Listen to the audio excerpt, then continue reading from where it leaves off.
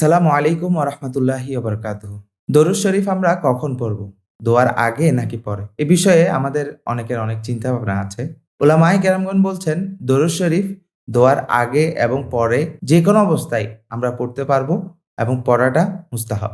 হাদিস শরীফ ইরশাদ হচ্ছে রাসূল পাক সাল্লাল্লাহু আলাইহি ওয়াসাল্লাম বলেন, "ইযা সাল্লা আহাদুকুম ফালইয়াবদা বিতামজিদি রাব্বিহি সুবহানাহু ওয়া তাআলা ওয়া সানাই আলাইহি।"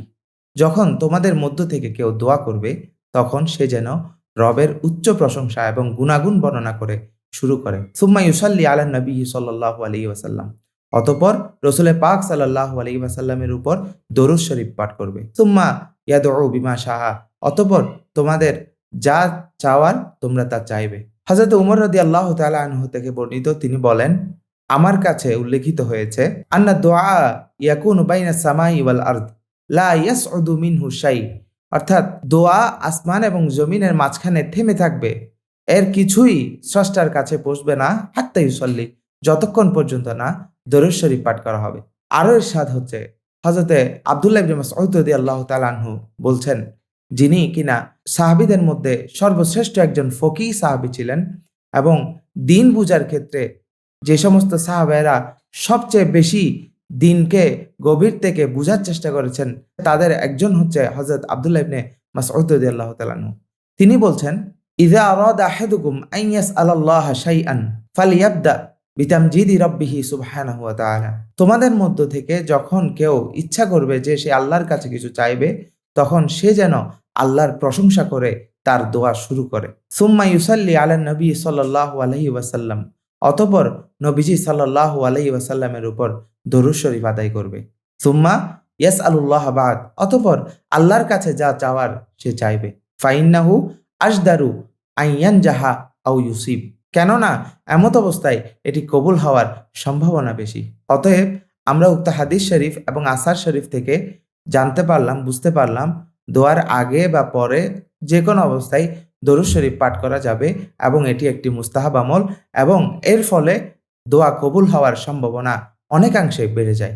শুধু তাই নয়, দরুদ শরীফের বদৌলতে অনেকে অনেক রকম পুরস্কার লাভ করেছেন। আমাদের উলামায়ে কেরামগণ, আমাদের সালাফ সালেহিনগণ তাদের কিতাবগুলোতে এ সমস্ত ঘটনা সনদ সহকারে উল্লেখ করেছেন। আমি একটি ঘটনা আজকে উল্লেখ করতে চাই। আল্লামা হাফেজ ইমাম সাখাভী রাহমাতুল্লাহ আলাইহি বলেন, একদিন এক মহিলা হজরতে হাসান বসরি রহমাতুল্লাহ আলাই নিকট আসলেন এবং বললেন, ও হাসান বসরি রহমাতুল্লাহ আলাই, আমার কন্যার ওফাত হয়েছে, আমি তাকে দেখতে চাই, সে মৃত্যুর পর কেমন আছে। হযরত হাসান বসরি রহমাতুল্লাহ আলাই উনাকে পরামর্শ দিলেন, আপনি এশার নামাজের পর সূরা ফাতিহার সাথে সূরা তাকাসুরকে মিলিয়ে 4 রাকাত নফল নামাজ পড়বেন। এরপর বিছানায় শোয়া অবস্থায় দরুদ শরীফ পাঠ করতে করতে ঘুমিয়ে যাবেন। ইনশাআল্লাহ আপনি আপনার মেয়ের হালত অবশ্যই স্বপ্নে দেখতে পাবেন। তখন সেই মহিলা হযরতে হাসান বসরি রহমাতুল্লাহ আলাইহি যেভাবে তাকে পরামর্শ দিয়েছেন সেভাবে সে করে ঘুমানোর পর তিনি স্বপ্নে দেখলেন যে তার মেয়ে কঠিন আযাবের মধ্যে রয়েছে, তাকে আলকাতরার পোশাক পরানো হয়েছে, 2 হাত পা শিকল দিয়ে বেঁধে রাখা হয়েছে এবং সে কঠিন শাস্তি ভোগ করছে। তখন সেই দৃশ্য দেখে এই মহিলা আবার হযরত হাসান বসরি রহমাতুল্লাহ আলাইহির কাছে ছুটে এলেন এবং তার স্বপ্নের বর্ণনা দিলেন এবং হযরত হাসান বসরি রহমাতুল্লাহ আলাইহি উনাকে পরামর্শ দিলেন, আপনি বেশি বেশি সদকা করুন, হয়তো এর সদকার উসিলায় আল্লাহ তাআলা আপনার কন্যাকে ক্ষমা করে দিতে পারেন। হযরত হাসান বসরি রহমাতুল্লাহ আলাইহি সেই রাতেই স্বপ্নে দেখলেন যে তিনি রিয়াজুল জান্নায় অবস্থান করছেন। রিয়াজুল জান্নার মধ্যে একটি সুন্দর বিছানা রয়েছে, সেই বিছানার মধ্যে একজন কন্যা আরাম করছেন এবং তার মাথার উপরে নূরের মুকুট রয়েছে। সেই মেয়েটি হযরত হাসান বসরি রহমাতুল্লাহ আলাইহিকে দেখে তিনি বললেন, শেখ হাসান, আপনি কি আমাকে চিনতে পেরেছেন? শেখ হাসান বসরি রহমাতুল্লাহ আলাইহি বললেন, না, আমি আপনাকে চিনতে পারি নাই। তখন ওই মেয়েটি শেখ হাসান বসরি রহমাতুল্লাহ আলাইহিকে বললেন, আমি ওই মহিলার কন্যা যেই মহিলাকে আপনি দরুদ শরীফ পড়ার জন্য পরামর্শ দিয়েছিলেন। তখন হযরত হাসান বসরি রহমাতুল্লাহ আলাইহি আবারও বললেন, কিন্তু আপনার মা তো আপনার যে অবস্থা আমাকে বর্ণনা করেছে সেটি তো এই অবস্থা নয়। তখন সেই কন্যাটি হযরত হাসান বসরি রহমাতুল্লাহ আলাইহিকে বললেন, আমি সহ 70,000 আত্মা একটি কবরস্থানের মধ্যে আযাবের মধ্যে ছিলাম।